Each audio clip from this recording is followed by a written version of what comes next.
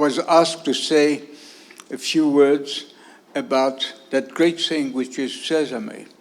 SESAME is something very important because it links countries, in particular 6 countries who agreed to fund the project, and these countries are, well, let's say, in a kind of belligerent state, and it's very good that, and this is exactly the thing of Science for Peace, because they have scientific objective with synchrotron radiation, which is light, infrared, etc., going from everything to archaeology, to medicine, etc.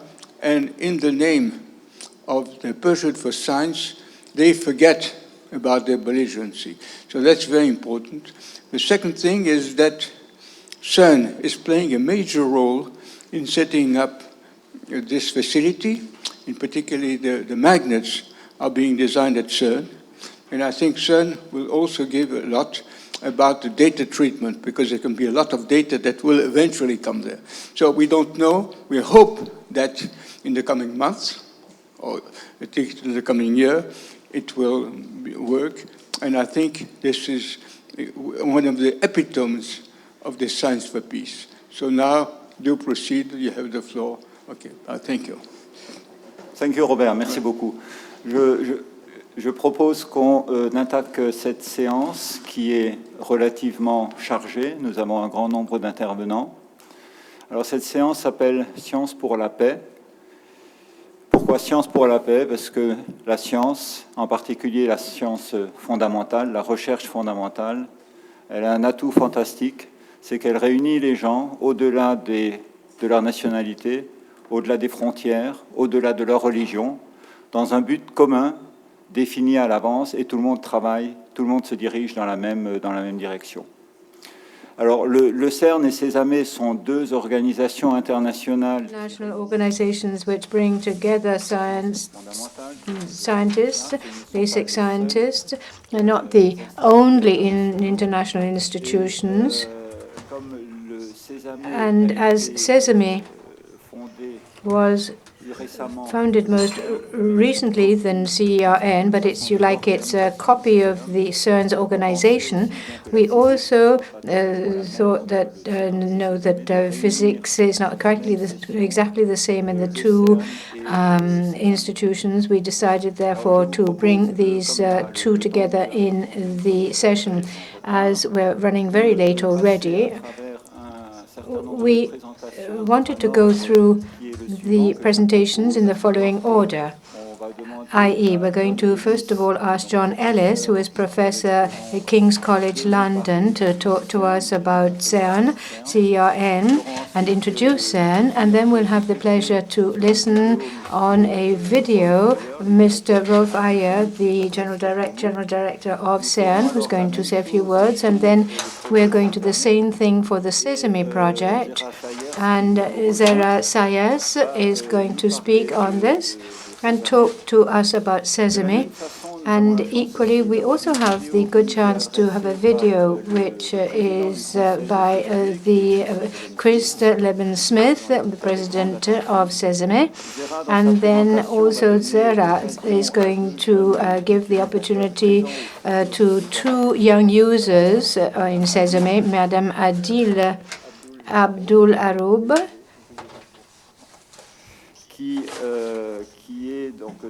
and who is in this area of physics and has recently successfully passed her dissertation at Paris-Orsay. And then also we're going to give the floor to Mr. Roy Beck-Barkai.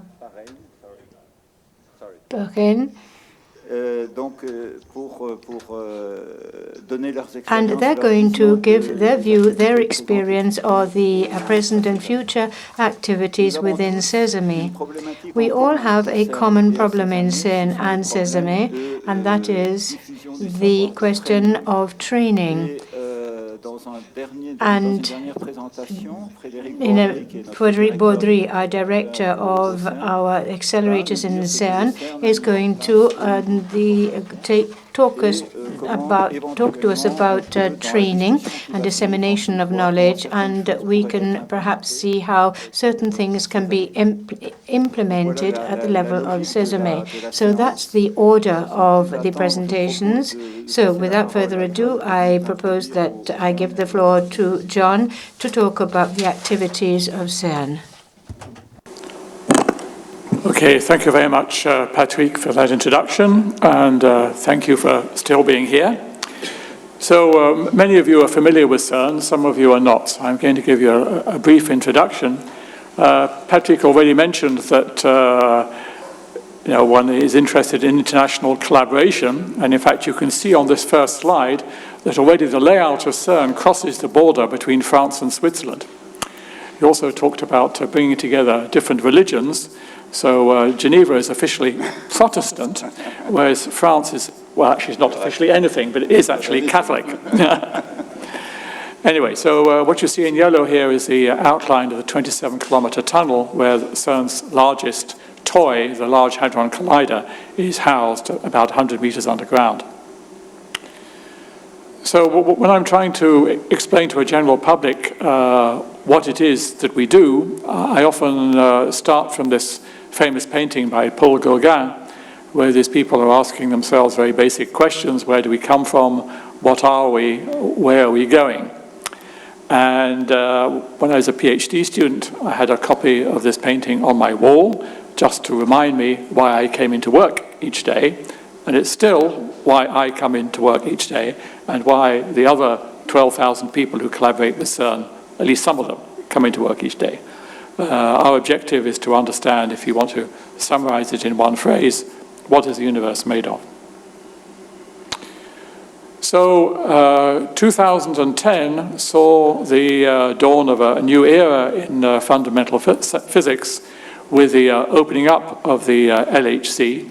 So what we do is we collide particles, we try to recreate the conditions that held in the very early universe when it was something like a millionth of a second old. In particular, we collide protons and we collide nuclei of lead. And around the accelerator, there are 4 points where these particles collide. Two of them, ATLAS in the top right, CMS in the top left, those are the big experiments that discovered the Higgs boson and are now looking to understand the dark matter that fills the universe. And then there's a couple of smaller experiments, LHCb and Ellis.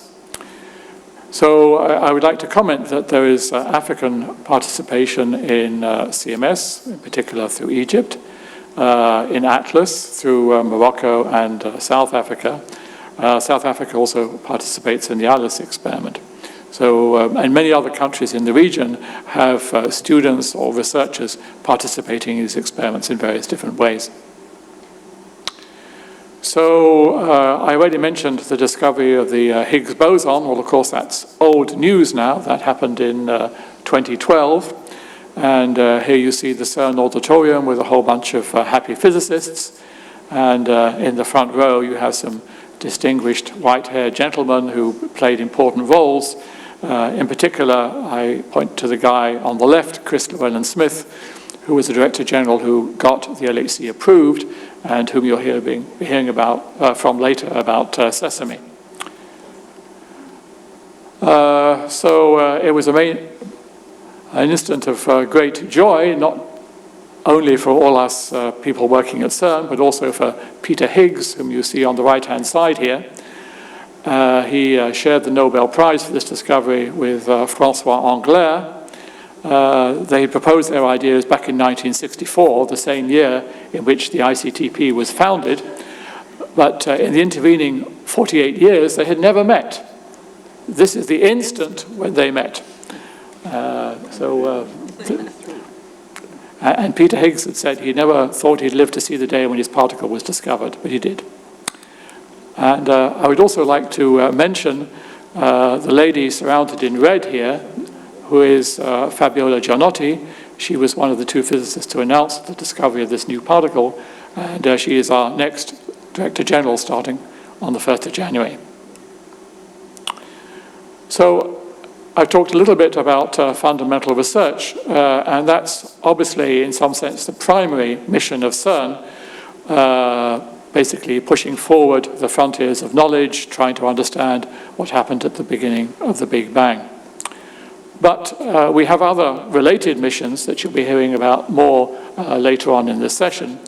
For example, in order to make all this possible, we need to develop new technologies for accelerators and detectors.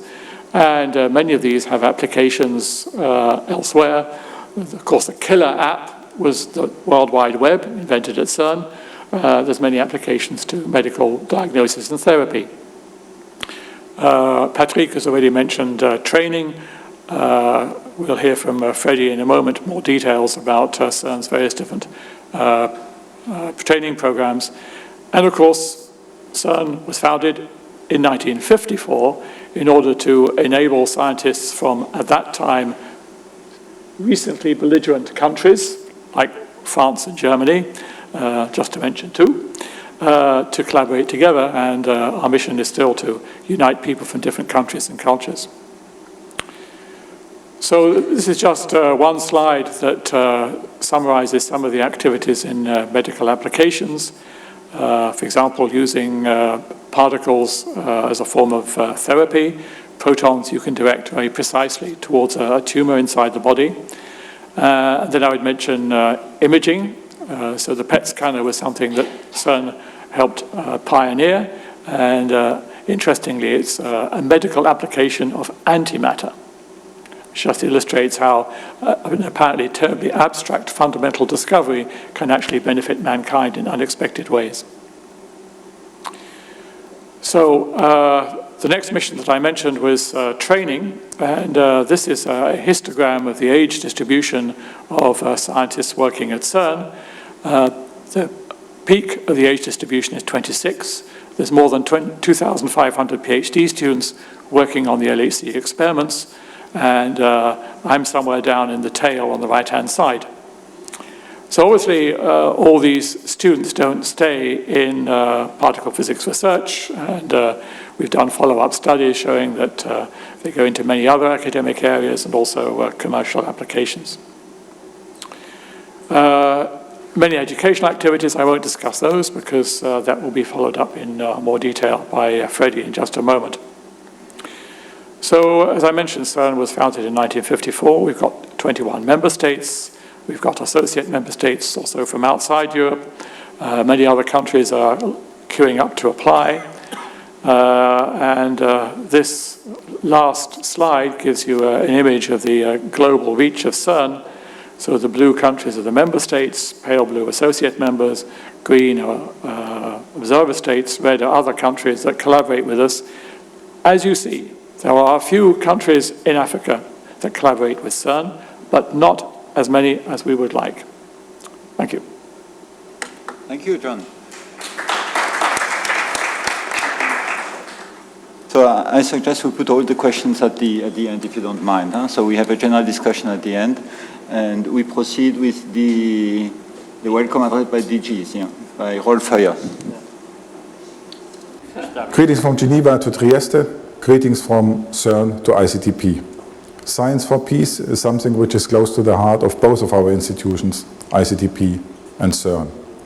Now, CERN was founded in 1954 in the aftermath of the Second World War, and I think it has followed this motto, Science for Peace, since more than 60 years. Now, what are we doing in the Middle East region? Well, first and foremost, we are supporting strongly SESAME. With the help of the European Commission, we are building the Synchrotron for SESAME, and I hope that towards the end of next year, the Synchrotron will be finished and the first light will be seen at that machine. But in between, we can do more. We can bring the motto Science for Peace through education into the schools in the different members, in the different member regions of SESAME. And we very recently had a workshop here at CERN with teachers from all the members from SESAME, together with selected pupils from their different classes. And they had a workshop here for 1 week, looking what CERN is doing, learning each other a little bit more to know And it was a big success, and they want to continue this networking between the different schools and the different members. So that is a big success, I think, and it should continue like this because we have to lay the foundation with the young people. In addition, we help education, and in particular, of course, science education in other countries. We have just recently given a donation of computers to Egypt for data analysis and for training of young scientists. Very soon there will be also computers sent to Algeria. We are working on that. And we are also planning to sign very soon a collaboration agreement with Palestine. So again, we try to work together with many of the different countries, independent of cultures, independent of nations, because we all speak one language, and that language is science. And I think we should show through that we can work together in a peaceful way. All the best to everybody.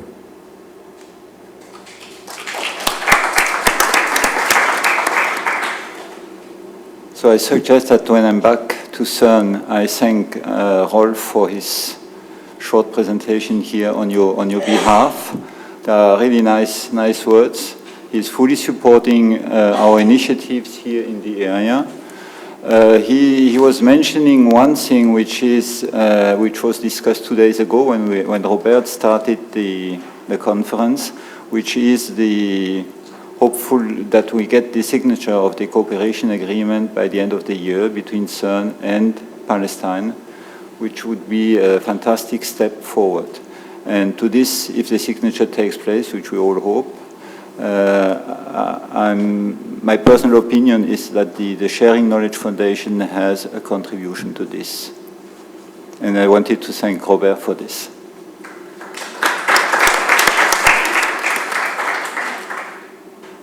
Now I suggest we proceed to SESAME. Okay. Zehra. We do the similar thing. You give us an introduction about your. What do I have to do this week? Yeah, I switch it off here and you switch it on. This one. Okay, right. I had a few slides, yes. First of all, my name is Zehra, and I'm from Sabancı University in Istanbul, and also I'm the chair of the Scientific Advisory Committee of SESAME. Now, SESAME is a radiation, synchrotron radiation source, and I wanted to show you this slide briefly, just to emphasize that there are several synchrotron radiation sources around the world, but none in the Middle East. And also I wanted to emphasize, if I can go to the next slide, please, the special environment of synchrotron radiation facilities. Now, synchrotron radiation facilities gives a chance or provides a platform for scientists from many different disciplines to come together and work together. So they have a special social environment for themselves. These people are working there 24 hours a day, round the clock, and usually it's young people, because people of my age, we sort of start to conk out after 3 o'clock in the morning. We leave it to the youngsters to go on with it. And they are, an archaeologist is sitting next to a chemist, or somebody who's working on material sciences sitting next to somebody who's in the field of medicine in the next beamline. So these people start to talk to each other. They start, because scientists are curious, scientists want to know what the other one is doing, what they can learn from the other one. And once they start talking to each other, they start respecting each other. And even if it's only for their science, they realize, wow, they're doing something interesting. Let me try to understand. And this provides an opportunity to talk, to build trust, and to try to go a bit further than just talking about science. This was the idea behind SESAME. It was thought that it would be suitable to have a synchrotron radiation facility in the Middle East, and which could act as a platform for communication, but also it is aimed at, we will try to reverse the brain drain from the region, because scientists can come there, like we have the examples, 2 examples sitting next to me and who will tell about themselves.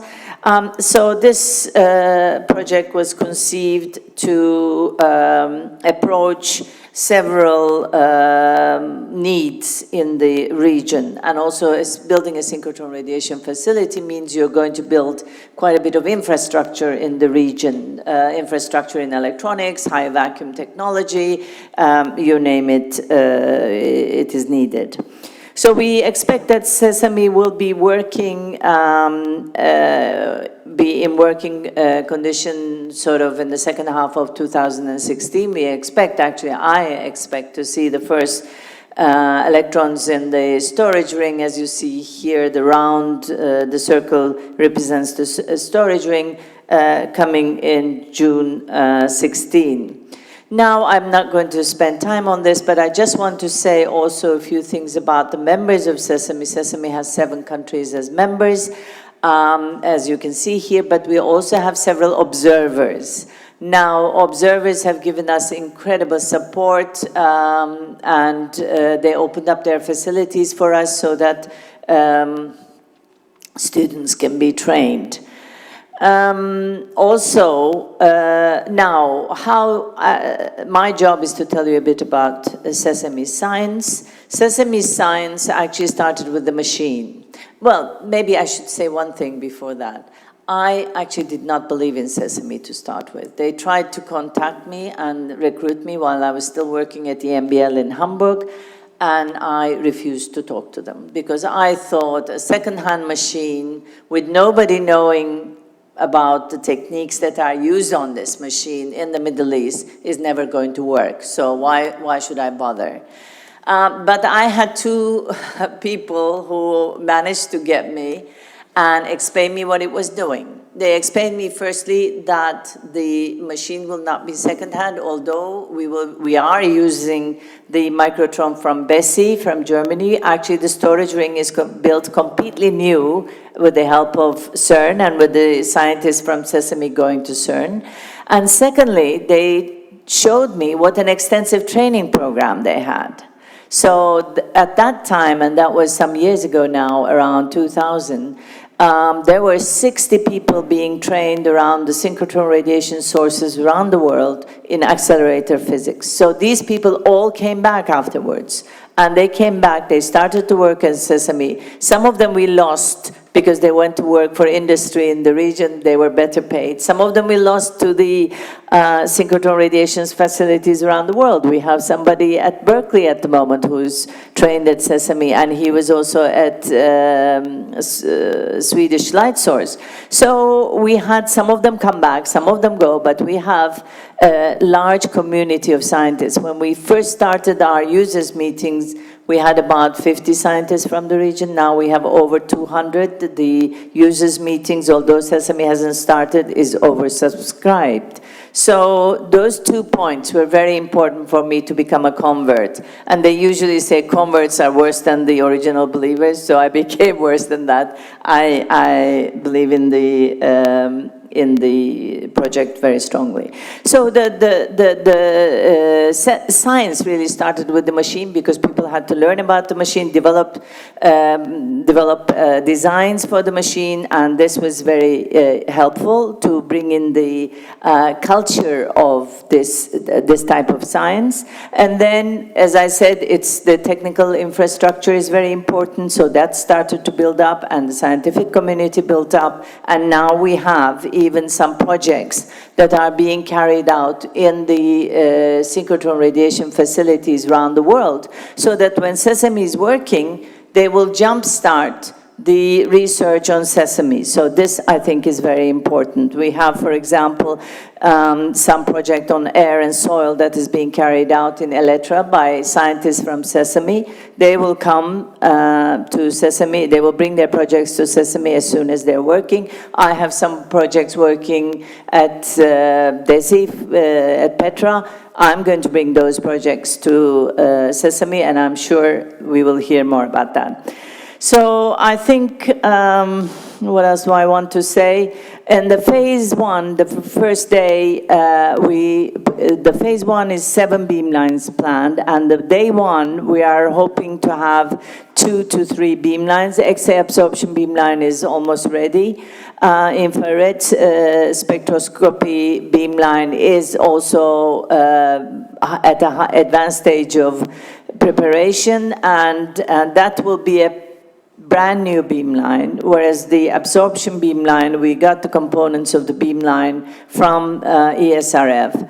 And the material science beamline, which we expect to be ready quite soon, was also a donation from Swiss Light Source. We expect that the other beamlines that are listed here will also be ready in a short period of time.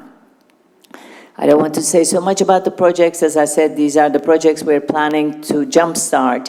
And for example, for infrared, we already have a conventional thermal source infrared microscope on site, and people are coming to use that already.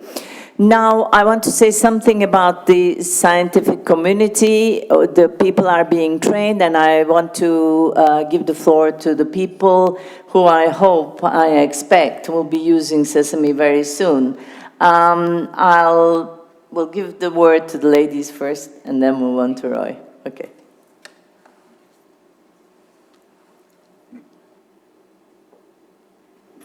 Yes. So, hello everybody. My name is Hadil Abualrob. I'm Palestinian.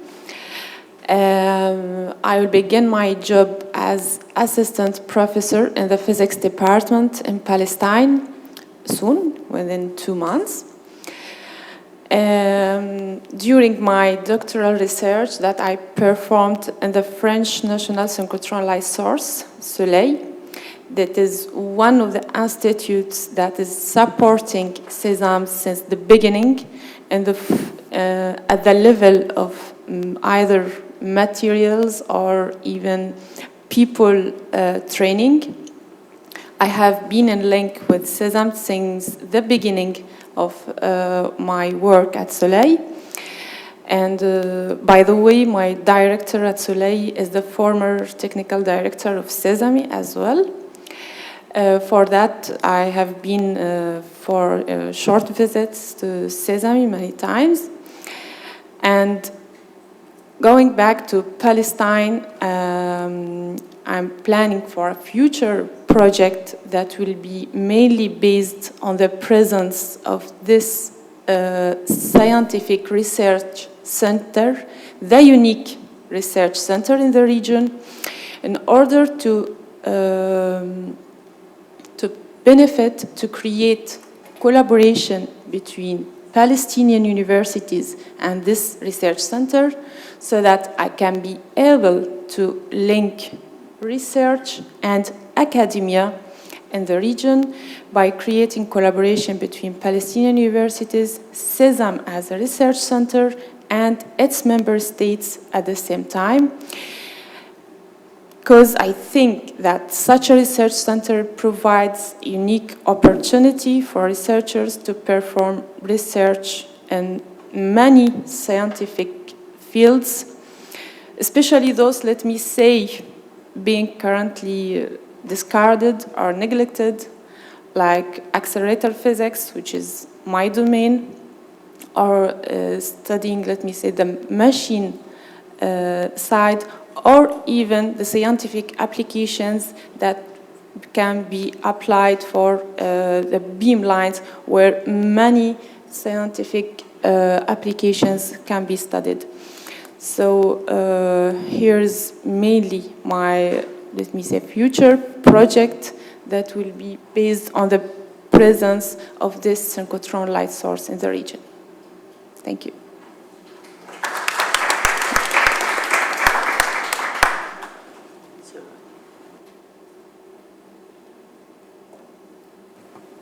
Okay, hi. I'm Dr. Roy Beck. I'm coming from Tel Aviv University in Israel. And apart from being a physicist and a biophysicist studying structures and interactions in biological materials, I'm also part of the user committee of SESAME.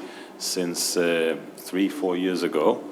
I'd like to say a little bit about what is it for a user, from the other side of what is it to use such synchrotron facilities. I think this is very important. So, first of all, not like Zehra, I mean, when I was asked to come and be participating in SESAME, I jumped on that. I mean, nobody had to force me into that because I was really enthusiastic into the possibility that people, students, will be able to communicate and talk about science and not other things, because that has some hope, and I think that many of us share that same hope. So I started to be interested in synchrotron radiation's uses about 10-15 years ago when I started my postdoc in UC Santa Barbara, where I used to go to Berkeley and Stanford to do experiments, and that was really fascinating for me to see how does it feel to work 24/7 for 3, 4, 5 days, constantly doing your experiment, and the same thing is happening to me with my students today, that they are going and doing these kind of experiments that are running day and night continuously for a small period of time. So synchrotron facilities, not like CERN, but more like the light sources that are used. They are just a huge lab that many students come over to do their experiment for a relatively short period of time, but then they want to use this device for as much as they can, because they can only come there once a month, once every 2 months. So it's very intense work, and when somebody's offering you coffee, it's become your best friend forever. So it's really a good hub for making good connections between people that are sharing trouble, in a sense, or lack of sleep. And my belief in SESAME is based on 2 things. One, it needs to be an excellent facility. If it will not be an excellent facility, I will not send my students over there. So that's basically, we are going every month to one of the synchrotrons in Europe, and we will continue going to Europe and not to SESAME unless it's going to be really excellent. I'm very pleased with the progress that is being made in SESAME to ensure that the machine will be excellent in the terms of science, and this is, I think, a very important message to understand. The second of all, what is important is to have the right environment to conduct your research. And that is unfortunately currently lacking in SESAME, in my view. I mean, we want to have the best machine, and we invest a lot of money in that, but then we do need to have the cafeteria for people to have the coffee and talk about science. And unfortunately, the budget on the project is so limited that such has not been, is not affordable at the moment. It sounds ridiculous that you build something for $100 million and you cannot find a nickel a dime to make a guest house and a cafeteria and a place for people to stay. But I think this is one of the challenges that we need to address, and I know from Zehra that we are going to address those. We will find a way. If not, we'll sleep in tents outside.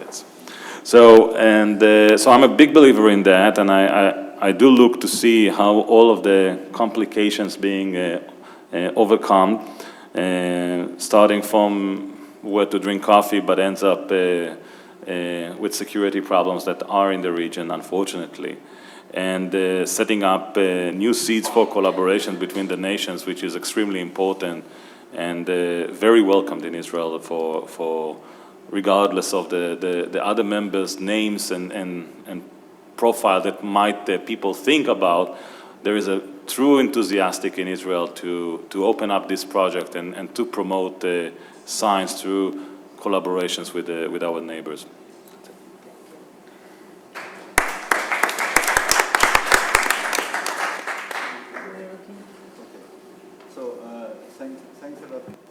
Thanks a lot, Roy. And we are now going to listen to Chris Llewellyn-Smith, and you will see that somehow he takes some of your arguments. Or SESAME is a top facility and will attract people, or it does not.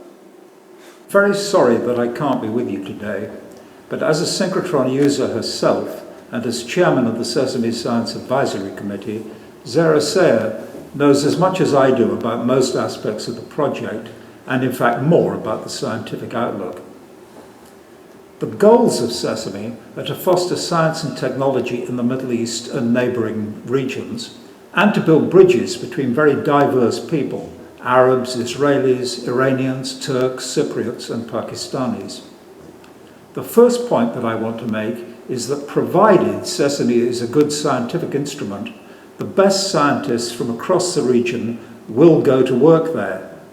If it isn't a good scientific instrument, they won't go. My primary job, therefore, as President of the SESAME Council, is to make sure that SESAME is technically and scientifically successful. Although, of course, along the way, I have to navigate around various political rocks. Second, although this point will already have been made by Zehra, I want to underline that SESAME is on track for commissioning to begin in the middle of next year. The components of the main ring will all be delivered to SESAME by February. Indeed, 8 of the main 16 dipole magnets are already there. The dipole magnets were constructed under the leadership of CERN in collaboration with SESAME, with funding from the European Union. My third point is to acknowledge the help that we've received from CERN, from the EU, and from many others around the world. A large sum of money from Italy, help with training from agencies and laboratories around the world, and donations of equipment that have become surplus to requirements. My fourth point is that the extensive training program is already helping to build scientific and technical capacity in the region. I'm often asked how much SESAME has been set back by the turmoil in the Middle East.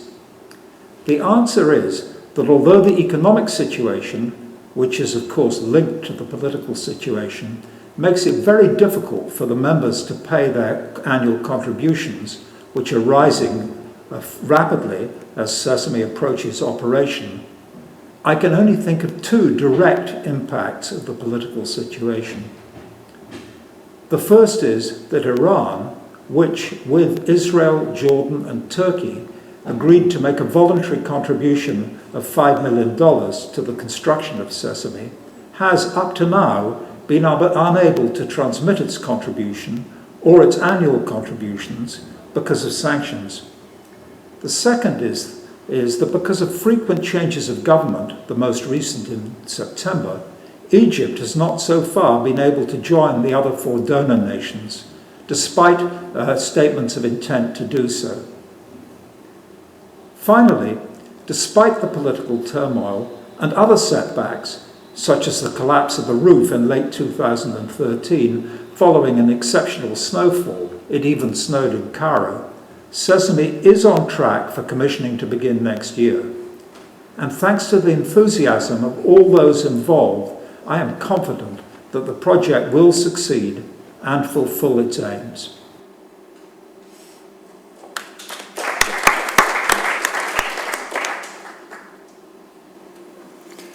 So, this is now about SESAME.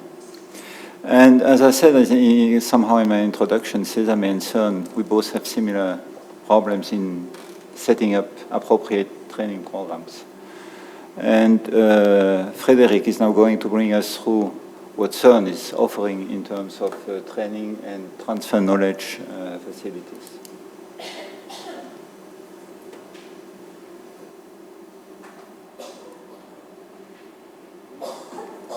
Ok, je vais parler en français, mais les slides sont en anglais. But the slides are in English. So today I'm going to, within this conference, look at sharing of knowledge and how we can put in place programs for sharing of knowledge and what we have done in the past. This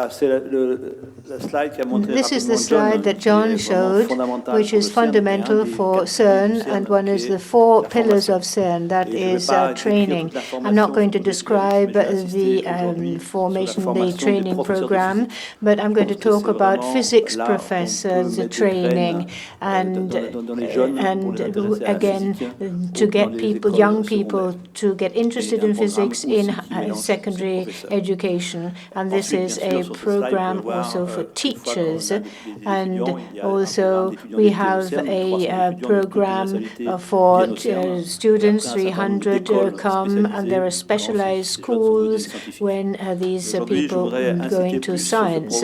And also we have the question of the teacher program, as I said before, but I'm going to look at specifically. More than 8,000 teachers coming from the CERN state members, national members. You can see the list here, but also we have others who come from other parts of the world.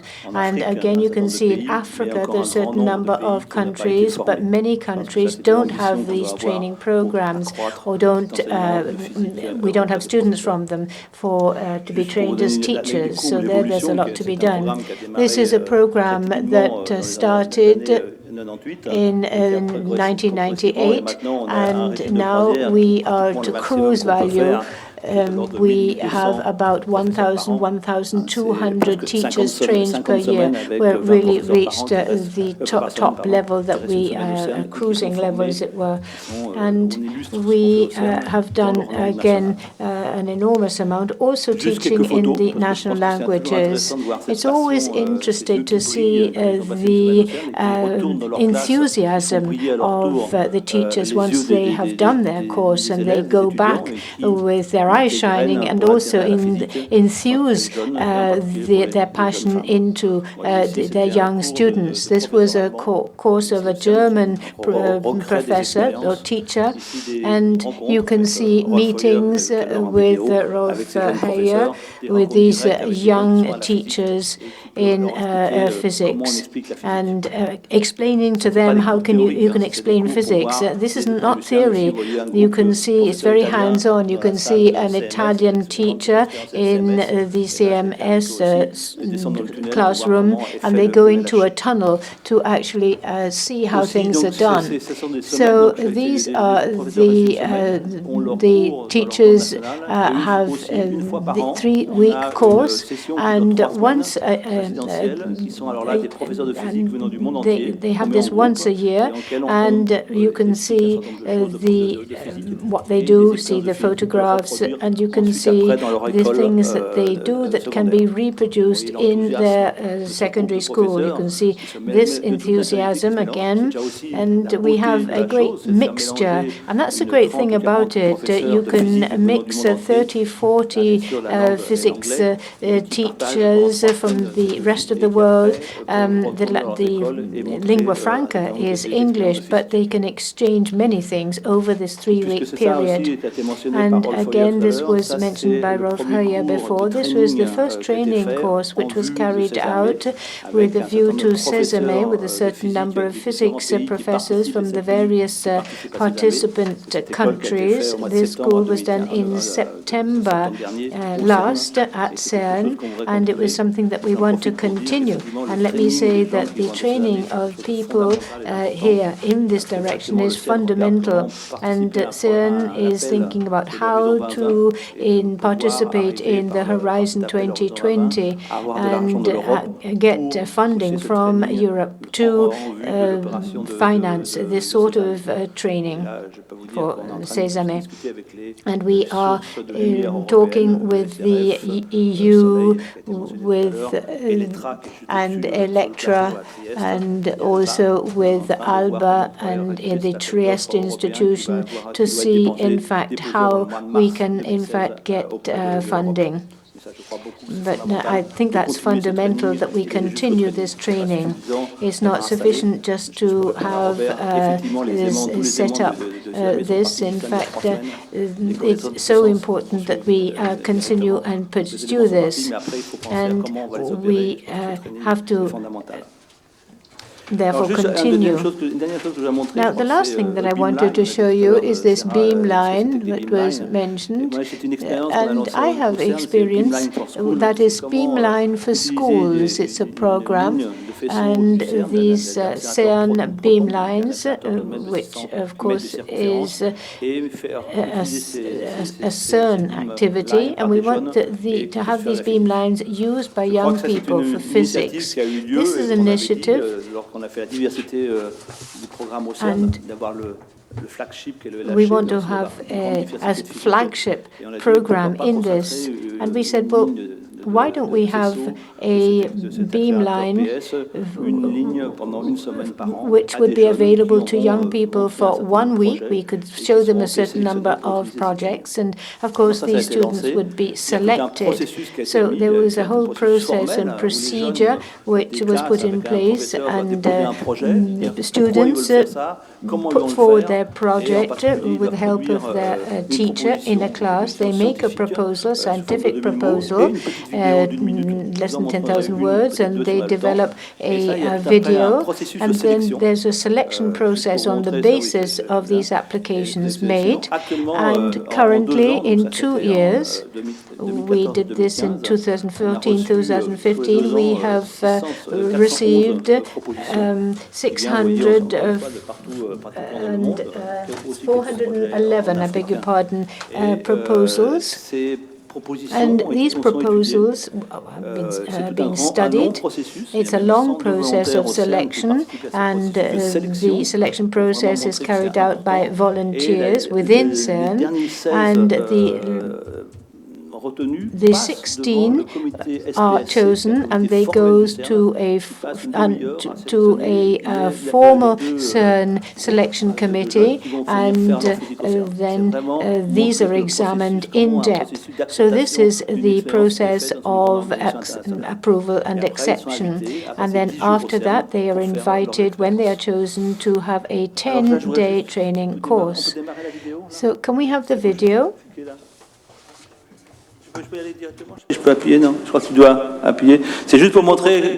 Now, I'd just like to show you just a minute, what the kids are doing.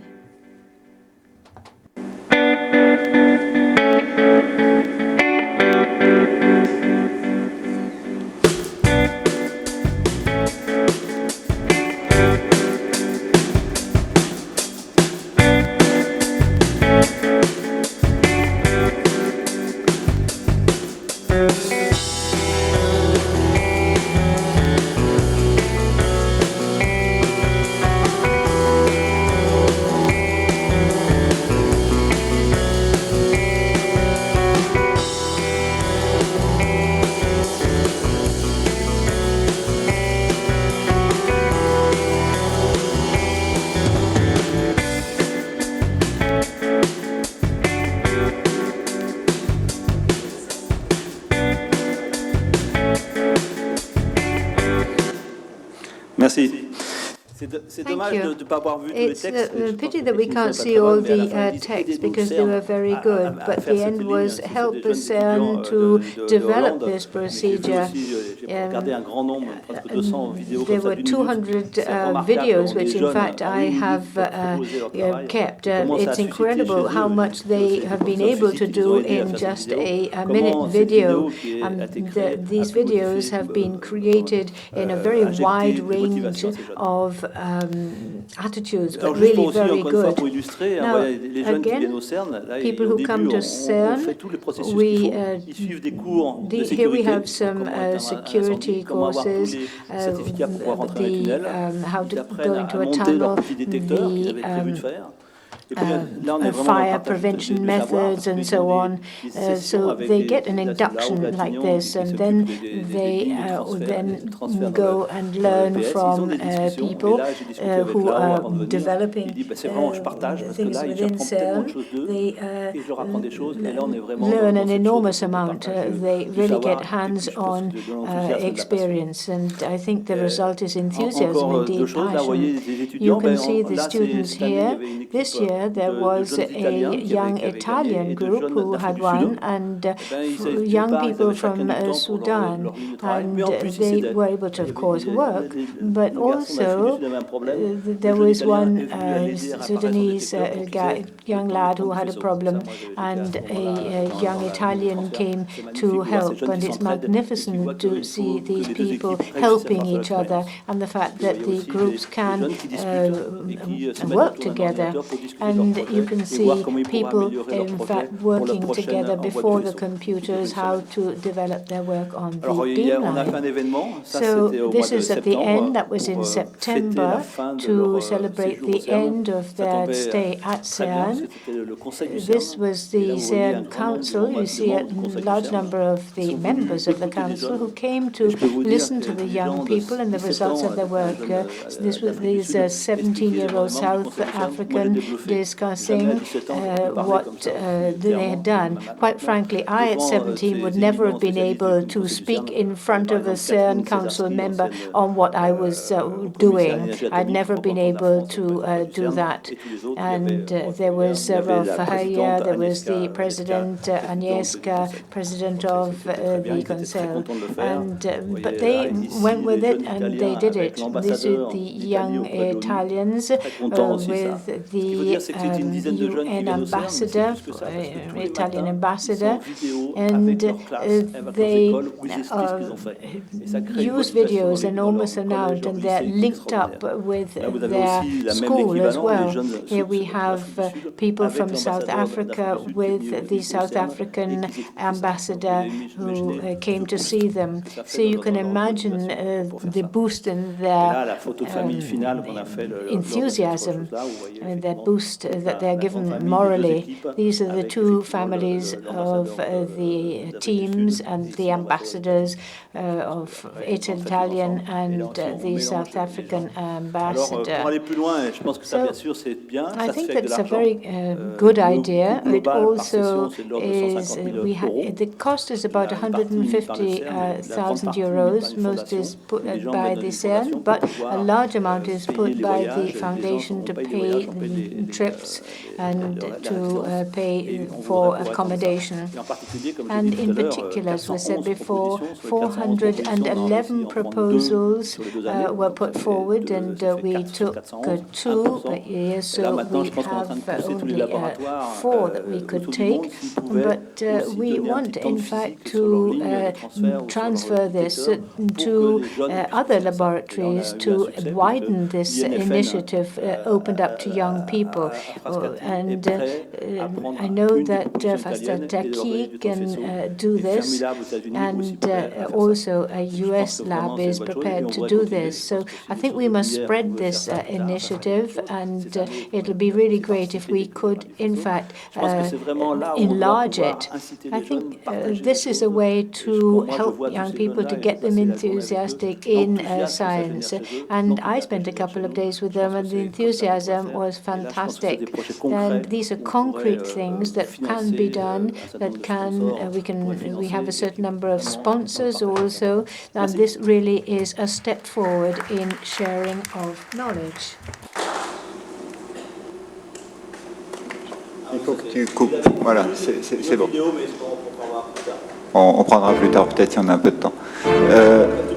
On va la mettre sans le son, peut-être. Hein? Okay, we're going to put these videos on if we have time. Thank you very much. You're as enthusiastic as the young students. Thank you for this very... Immediately on this, because you said, I mean, this is something we could... Il faut évidemment, parce qu'on pourrait dire tout de suite que c'est quelque chose. Yes, I mean, when I heard it, I thought this is really something we could adopt at SESAME immediately and put it into action. And I like this idea of Beamline for schools. Thank you for bringing that up. That's really very good. Now, Roy mentioned a little bit about the problems. Hadil tried to avoid mentioning the problems.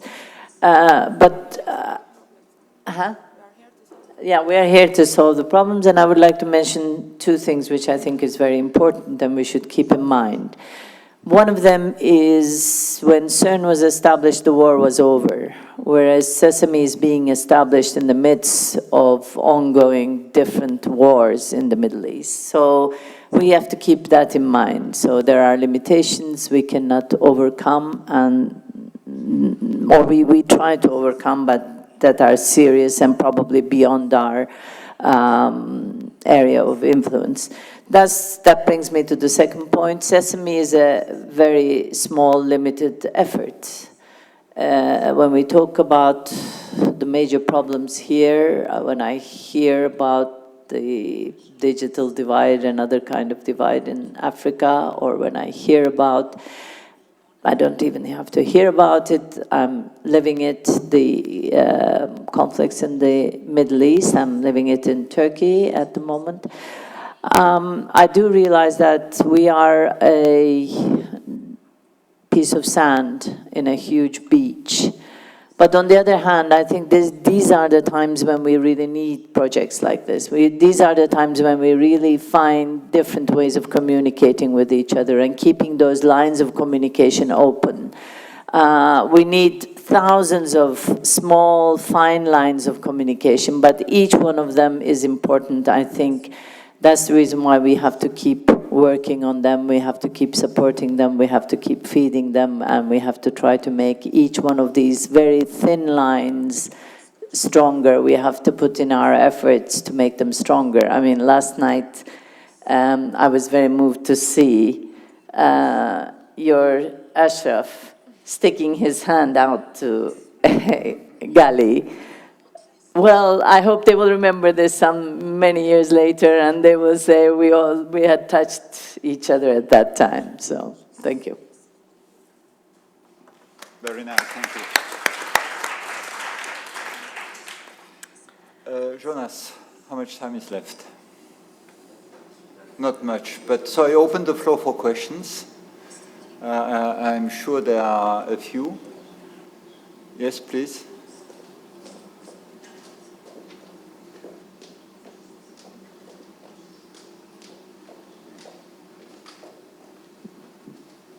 Just an information, next week will be organized at ESLF in Grenoble, a workshop for the first African light source that is planned to be installed in South Africa. So I think that the SESAME experience could profit to this project. I think it will take 10 or 15 years, but it is a good thing to have a synchrotron source in Africa. Thank you. Yes, my comment actually related to this session and the previous session, but I will try to merge the comment to respond both sessions. The first one we are talking about science for peace, and I think the shortest way is to make the scientists peacefully go to the science. That's very important. I will give two examples. The first one about the publications. The young scientists, especially from developing countries, especially from the Arab countries, suffering a lot to publish their articles or their scientific work in one or more well-known journals, because his name is not known. There is a group of people who are controlling the journal. That's why it's some journals, it's a private club. Sorry to say that, but this is closed totally to the young researchers who are not well known in their domain. That's one thing. The second thing is access to the information. Of course, each scientist has the right to protect his data, his information. But, you know, I went to Loughborough University last year just to download papers, because I have no access in Palestine to the international libraries. And to access our universities, they are unable to pay the salaries of the employers. How they can pay $200,000 just to open access to some journals. I understand the business-oriented journals, they can ask fees, but how the journals published by universities asking fees from developing countries' universities? There is a large gap and long way to make the science not only a vehicle for peace, but also a contributor to the peace. You can go with the train, but if you don't know your final destination, then you will be regret that you took that train. Thank you.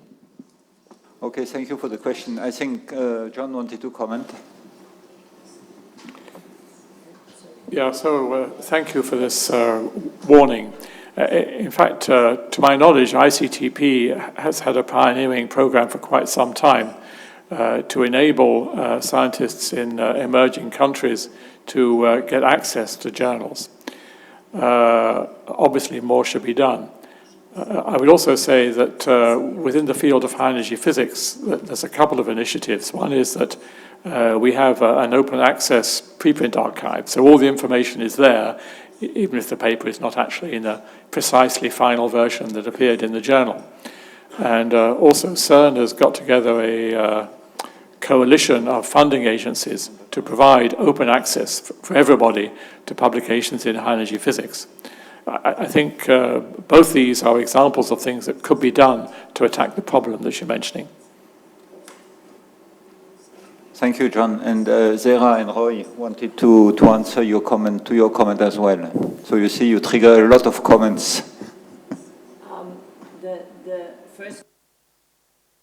Scientists from underdeveloped or developing countries having difficulties in publishing their work, I think that is universal. We have the same problem in Turkey. If it's only Turkish names, authors list, it's more difficult. If we have one of our collaborators from the West, it becomes easier to have our papers accepted, but we have to keep fighting and we have to keep doing this.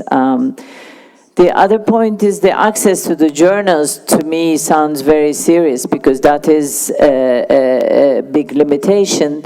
Now, I will also check with Sesame because I think it will be possible to access a lot of things over Sesame Web. We have institutes of physics open their publications to us, and also the collection of publications open to us. So maybe it will be possible to go over Sesame to access these. So I will bring this up with our scientific director.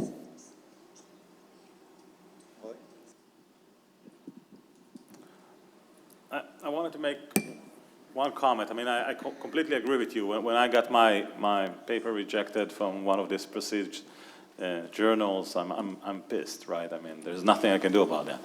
But I think this is a slowly going mission. And if I'm looking on my university, on Tel Aviv University, it's a relatively young university of 50, 60 years. And there was a breakpoint when our institute becomes recognized, and from that point on, it become to be, one part of the remaining high league institutes. But there should be, I think, a breaking point for every institute and for every country in order to keep up the prestigious of those kind of journals. Now, regarding publication, I think that publication costs should be lower and open access as much as possible. But then somebody needs to pay the bill, and the question is, who is doing that? Now, I have a small anecdote to finish, and that is that sometimes when of a true story that I know of personally, we want to acknowledge some of our colleagues that are coming from other countries in the region, let's say from Iran or from other Arab countries. And when you put the preprint and you acknowledge those people that you tell them that, okay, thank you for helping us with the paper, they send us an email back, please take me out. It will not be looked good by our government if I'm collaborating with Israelis. And this is really a shame, and I think this is something that should be dealt with in the countries, that we will open up to show collaborations between the nations as some goal for our institutes of scientific institute. That's it. Thank you, Roy. So there is one more question, Miriam. Yes. Our journal, Desalination and Water Treatment, open access can be granted to needy institutions. And that's only because the editor is forcing this upon the publisher. That's me. And I think this is something that can be done often through editors. Tamimi, listen. You can have open access to at least this water journal, which is the big in the Taylor and Francis basket. So you can get this who forces this upon the publisher. I think also that this whole system will change so that there is more open access and without paying the very high fee. Because right now, they say, oh, this is wonderful because it's open, but then the author has to pay a high fee. I think the whole system is going to change, and we're working towards this, and it is an issue that I think that we should put on the agenda. For our next session then. Robert, last comment or a question?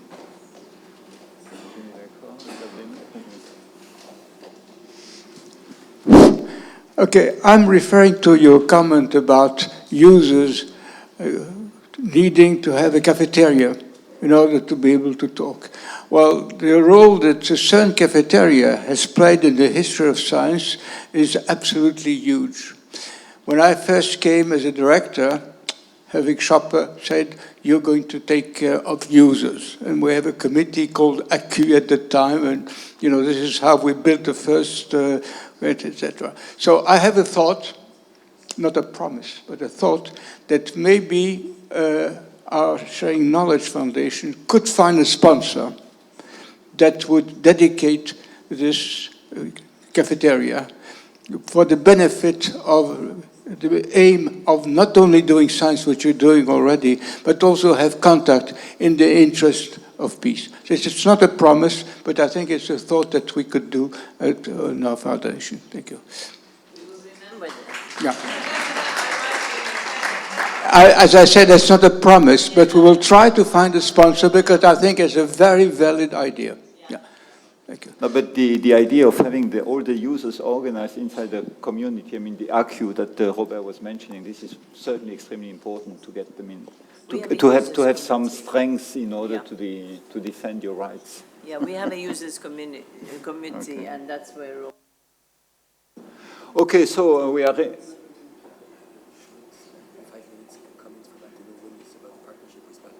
Yeah, but do we do it now?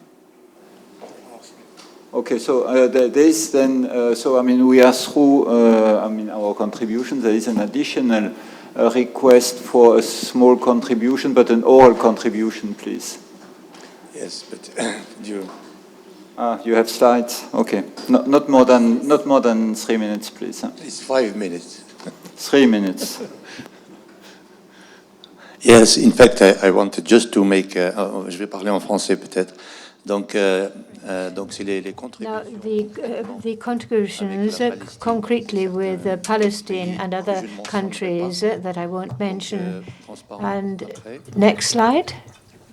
Donc, sur le terrain, in the field, it's true that CERN helps us a lot with our experiments, but CERN cannot, in fact, give diplomas, and you have to look to universities. And French universities, like LAL, the Paris South University, are major players in this first phase of training of Palestinian physicists. Now, this is a list of people. Most of them did their master's too and their PhD at the University of Orsay, and the CPM of Marseille also contributed, and also Abualrob went from the ECTP in Germany and did his postdoc in Germany and in the US.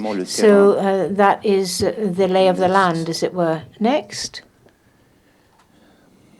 Now, just to say that the training in high-energy physics has looked at various areas, the standard model Higgs search, and also we have Mohammed Atari that I met in Jordan, and he has just finished his doctorate at the d'Orsay University in nuclear physics. Is now in a U.S. university to do a postdoc on Hagen, and also we have another person who did his PhD at SOLEIL, and the lady here. And therefore, this is part of our sharing of knowledge, which we have a pool of Palestinian physicists who have been trained. We have 100% success rate for those who come to do a master's and PhD. They did very well, 100% success rate, and therefore we want to increase the number of people. Very last slide. This is a summary with all the participants that actually concretely contribute and have put a building block, as it were, to train physicists. They're not just in standard models or in theory, but also in instruments. And you know, we don't make bombs in CERN. We try to understand the structure of the universe, and to do that, you have to build huge instruments. And a certain number of instruments are now, in fact, being experimented on by Palestinians. We are working on Ahmed Bassalah, for example, is a case in point, and he is looking into calorimeters and accelerators. So this just gives you an idea. This is my conclusion. You can read.